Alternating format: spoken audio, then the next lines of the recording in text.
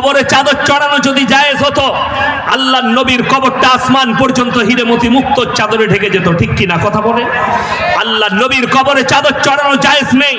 পৃথিবীর আর কোনো মৌলবি মোল্লা পীর ফকিরের কবরের জন্য চাদর চড়ানো জায়েজ হবে না।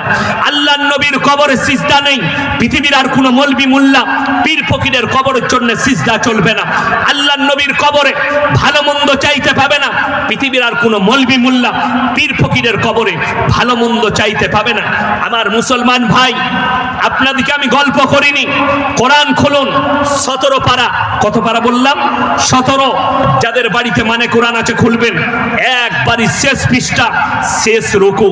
আমার আল্লাহ তাআলা বক্রতা রাখেননি, ক্লিয়ার কাট করে দিয়েছেন যে আমি আল্লাহ ছাড়া কারুর কাছে ভালো মন্দ চাওয়া যাবে না।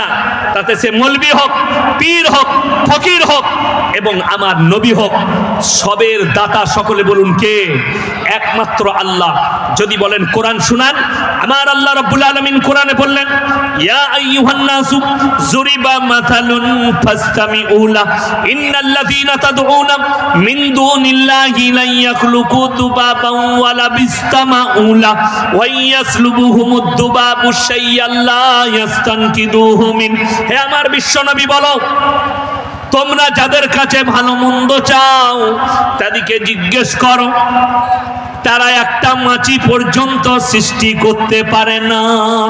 মাছি সৃষ্টি তো দূরের কথা, তাদের কাছ থেকে মাছি যদি কোনো জিনিস ছিনিয়ে নিয়ে যায়, সেটাকে উদ্ধার করার মতো ক্ষমতা নেই। জোরে বলুন না সুবহানাল্লাহ। আল্লাহ ক্লিয়ার করেছেন, আল্লাহ ছাড়া কারুর কাছে ভালো মন্দ চাওয়া যাবে না। আমার মুসলমান ভাই, কষ্ট কোথায় লাগে জানেন? আপনার মুর্শিদাবাদেও পাবেন, আমার বর্ধমান জেলাতেও আছে। গাছের গোড়ায় 4-5টা ঘোড়া রেখে দিয়েছে, মাটির ঘোড়া। সেখানে চাদর টাঙিয়ে বলছে আমরা দিনের কাজ করছি। সেখানে গিয়ে আমাদের মুসলমান নারীরা সিজদা দেয়, মুসলমান ভাইয়েরা সিজদা দেয়। আল্লাহর কসম করে বলছি, কিয়ামতের দিনে এদের জন্য জাহান্নাম ছাড়া আর কোনো রাস্তাই থাকবে না, আর কোনো উপায় থাকবে না। এর থেকে বড় শিরক আর কিছু নেই। আল্লাহ সব গুনাহ ইচ্ছা করলে ক্ষমা করবেন, শিরকের গুনাহ ক্ষমা করবেন না। কেউ যদি আল্লাহর আসনে কেউ কি বস করায়, বড় কষ্ট লাগে। আমাদের দেশের হিন্দু ভাইরা তাদের ধর্ম পালন করে, করে না? করে না? তারা কি করে? মাটির মূর্তি তৈরি করে পূজা করে না? করে না? তিনাদের ধর্ম পালন করছে, তিনাদের ইচ্ছা। দেখুন, আচ্ছা, ওই মূর্তির সামনে কোনো মুসলমানের সিজদা করা যাবে? কেন? আল্লাহ ব্যতীত অপর। যদি ওই মাটির পুতুলটাকে শিরক বলেন, মূর্তিটাকে, তাহলে গাছতলায় মাটির ঘোড়া রেখে সেটা কি করে শরীয়ত সম্মত হতে পারে? আমি এটাই বুঝাতে চাইছি, আপনাদিকে ক্লিয়ার করতে চাইছি। বড় কষ্ট লাগে। আপনার যেটা 34 নম্বর জাতীয় সড়ক আছে, পানাগড় দার্জিলিং মোড় থেকে শুরু হয়ে উমরপুরে উঠছে গিয়ে মোরগ্রামে, ওই রোডের ওপরে যেমনি আপনি পেরিয়ে যাবেন মাল্লারপুর, রাস্তার সাইডে দুজন চাদর ধরে দাঁড়িয়ে আছে, কলমা লেখা টানা। কি বলছে জানেন? চাদর মে পয়সা ফেকো জান্নাত লে লো, চাদর মে পয়সা ফেকো জান্নাত। আমি শালা চাদরে জান্নাত। আর যে ড্রাইভাররা মদ খায় তারা বলে ওরে বাপরে, শালা নামাজেরও দরকার নেই, ঝাড়াম জান্নাত পেয়ে গেল।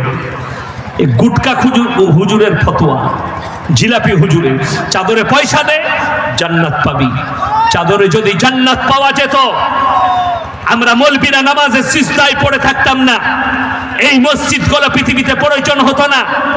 পীরের দরজায় যদি জান্নাত থাকতো, পীরের পায়ের সিজদায় যদি জান্নাত থাকতো, এই মসজিদগুলোর প্রয়োজন হতো না। আমার মুসলমান ভাই, কষ্ট লাগে। কি বলছে জানেন? এক গুটকাখোর আমাকে ফোন করেছে, আমার কাছে রেকর্ডিং আছে। আমি বললাম, কাবা ঘরের ইমামকে তুমি কি মনে করো? বললে, কাবা ঘরের ইমামের পেছনেও নামাজ হবে না। নাউজুবিল্লাহ বলে। আল্লাহ নিজের ঘরে একজন বেঈমানকে ইমাম রাখবেন? যে মুসাল্লায় দাঁড়িয়ে আল্লাহর হাবিব নামাজ পড়েছে, এদের জিলাপি হুজুররা আর এই বেরেলবি গোটা, এই গুটকাখোর কটা ফতোয়া দেয় তাদের লোককে, কাবা ঘরে গেলে তাদের পিছনে নামাজ পড়ো না। আপনাদের মুর্শিদাবাদের এক জিলাপি হুজুর, তার নাম হচ্ছে গুটকাখোর জুবের। ফতোয়া দিচ্ছে লালবাগে দেওবন্দিরা আহলে হাদিসরা মুরগি জবাই করলে সেই মুরগি খাওয়া হারাম। আমার যুবক ভাই বলে যায়, যে ইমাম শিরক করবে, যে ইমাম কবরে সিজদা দিবে, যে ইমাম মাজারে সিজদা দিবে, যে ইমাম চাদর চড়াবে, যে ইমাম আগরবাতি দিবে, যে ইমাম কবর পূজোয় লিপ্ত থাকবে, সেই ইমামের পেছনে আপনার নামাজ দুরুস্ত হবে না। আমি মৌলবি শওকতের বেটা বলে গেলাম। আমার পরে আমার আব্বাজি আসবেন, তাকে জিজ্ঞেস করে নেবেন। তিনি যদি হালাল ফতোয়া দিয়ে যায়, আমি ঘুরে স্টেজে এসে বাই ক্যামেরা ক্ষমা চেয়ে নেব। আমার মুসলমান ভাই, তার পেছনে নামাজ হবে না। আপনি কেরলে যান, মুম্বাইয়ে যান, আপনি যে দেশে যাবেন, যে রাজ্যে যাবেন যান, যদি সেই ইমাম শিরকে ডুবে থাকে, তার পেছনে আপনার নামাজ হবে না। আল্লাহর কাছে যতগুলো পাপ আছে, সব থেকে নিকৃষ্ট পাপ হচ্ছে শিরকের পাপ। আজকে আমাদের মায়েরা শুনেলেন, ছেলে হচ্ছে না, আল্লাহর উপরে ভরসা নেই। আপনার দোকানে বরকত নেই, আল্লাহর উপরে ভরসা নেই। আপনার ব্যবসা ভালো যাচ্ছে না, আল্লাহর উপরে ভরসা নেই। আপনার খেতিবাড়িতে বরকত, ধান কম হয়েছে, চাল কম হয়েছে, আপনার সবর নেই, ধৈর্য নেই। অথচ আল্লাহ তাআলা কোরআনে স্পষ্ট করেছেন, মুমিনদের জন্য সবাই মুমিন হব। জোরে বলুন ইনশাআল্লাহ। আল্লাহর প্রিয় হন। আমার আল্লাহ রাব্বুল আলামিন কোরআনে বললেন, হে নবী বলে দাও, ওয়ালা নাবলুওয়ান্নাকুম বিশাইইম মিনাল খাউফ ওয়াল জুই ওয়া নাকসিম মিনাল আমওয়াল ওয়াল আনফুসি ওয়াস সামারাত ওয়া বাশশিরিস সাবিরিন। হে আমার নবী বলো, আমি আমার বান্দার কাছে পরীক্ষা নিই, কখনো জানের ক্ষতি করে, কখনো মালের ক্ষতি করে, কখনো তাদের কাছে আমি দুর্যোগ পাঠাই, খেতি বাড়ির ক্ষতি করি, ব্যবসার ক্ষতি করি। আর আমি আল্লাহ লক্ষ্য করি, ওয়া বাশশিরিস সাবিরিন, আমার কোন বান্দারা সবর করেছে, ধৈর্য ধারণ করেছে। সবাই সবর করব, জোরে বলুন ইনশাআল্লাহুল আজিজ। যারা সবর